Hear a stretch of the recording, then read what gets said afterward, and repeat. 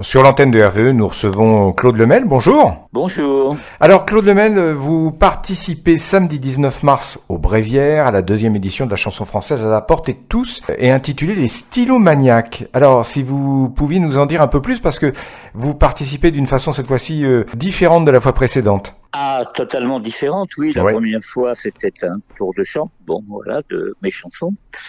Là, je présente une émanation de mes ateliers d'auteurs, c'est-à-dire que sur Paris, j'ai 4 groupes d'ateliers d'auteurs, que le groupe a choisi 2 personnes au sein du groupe lui-même, une fille et un garçon. Donc, ce sont des auteurs.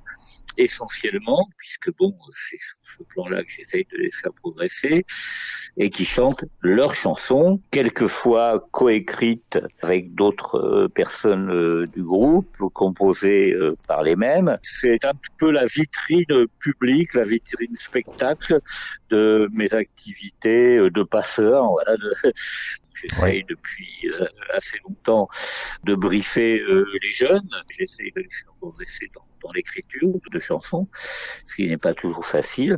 Je pense que le public va découvrir un certain nombre de talents, filles et garçons. C'est moi qui présenterai. Et puis, il y aura aussi une ou 2 improvisations, parce que j'essaye de briefer ces jeunes aussi sur leur capacité à improviser. Et la petite cerise sur le gâteau, ça sera une chanson finale. Au tout début du spectacle, je vais demander aux spectateurs qui seront là, qui auront bien voulu se déplacer pour applaudir ces jeunes, de nous lancer une idée de chanson. Alors en général, il y en a pas mal qui sont lancés.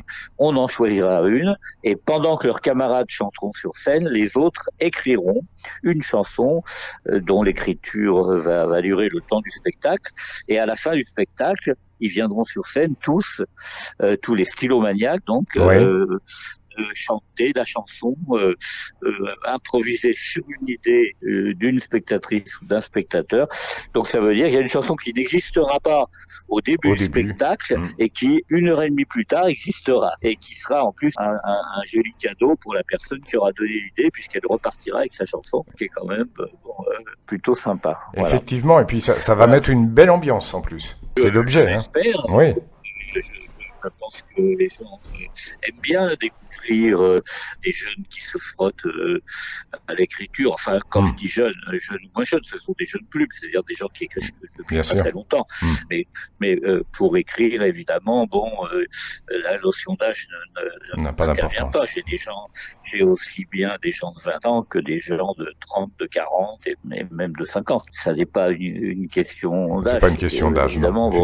J'essaye juste de les aguerrir. Alors ça s'appelle les stylomaniacs parce que on a cherché au début, lorsque j'ai décidé de produire ces jeunes plumes sur scène, on a cherché un nom, et c'est une des élèves de cette époque-là qui a trouvé ce nom de stylomaniac que je trouve assez chouette.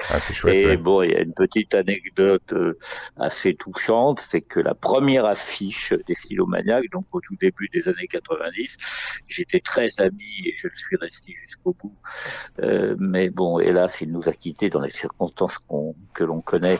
J'étais très ami de Georges Wolinski, et c'est Georges qui nous a fait l'affiche des stylomaniacs, qui était absolument magnifique, d'ailleurs, qui était très drôle, enfin, avec tout l'esprit, tout l'humour de Wolinski. Tout l'humour de Georges. Et c'est un spectacle qui s'est produit entre autres au Francofolie, et il fut un temps, je ne le fais plus maintenant, mais il fut un temps où toutes les semaines, tous les mercredis, on passait dans un cabaret de Montmartre, le Cancan, qui se situait au 102 rue Le Pic, et donc il y avait une prestation stylomaniaque toutes les semaines, le mercredi soir, de 22h à minuit.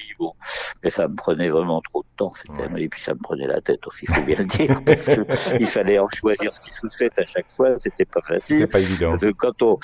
Quand on choisit des gens, Didier Deschamps fait quelque chose, on fait évidemment 6 ou 7 heureux, mais on fait aussi beaucoup de mécontents. Voilà. Donc j'ai laissé tomber, mais de temps à autre, on remet ça, et voilà, le public des Bréviaires va bénéficier d'un spectacle stylomaniac assez exceptionnellement, parce que ça fait assez longtemps qu'on n'en a pas fait.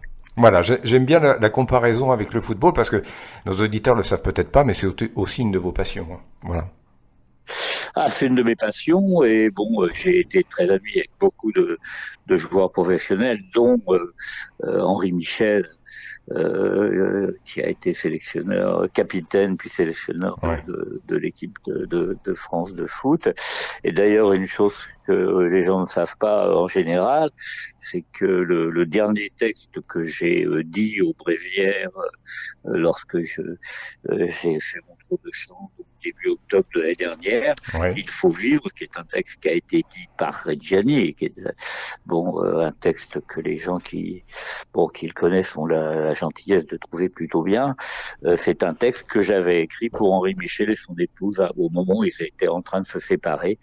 Et c'est un texte que j'avais laissé sur leur table de petit déjeuner pour qu'il l'ait au petit déj. Je l'ai écrit dans la nuit.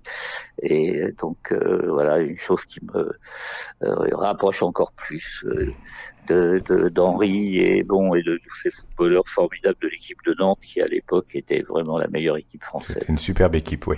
Si on revient au Silomaniac du 19 mars prochain au Bréviaire, vous serez accompagné de Philippe Herrouet. Oui, alors Philippe Herrouet, qui m'accompagnait effectivement sur scène lors du Tour de Chant d'octobre, sera là. Très très très partie prenante de ce spectacle. Il va accompagner un certain nombre des jeunes. Il m'accompagnera moi aussi parce que je vais évidemment quand même chanter quelques chansons. Je vais chanter un texte d'une des filles de l'atelier qui s'appelle Caroline Balma-Chaminadour, qui est une très très très bonne autrice et qui est un texte que j'ai mis en musique. C'est assez rare. Bon, d'habitude je ne fais que les textes, mais là j'ai repris ma guitare et j'ai fait la musique de ce texte. Donc ça, je vais le chanter, plus évidemment 2 ou 3 chansons, un pot pourri, et puis évidemment je chanterai La Bête immonde parce que malheureusement les circonstances l'imposent. Voilà, c'est malheureusement encore d'actualité, ça garde toute sa pertinence, effectivement.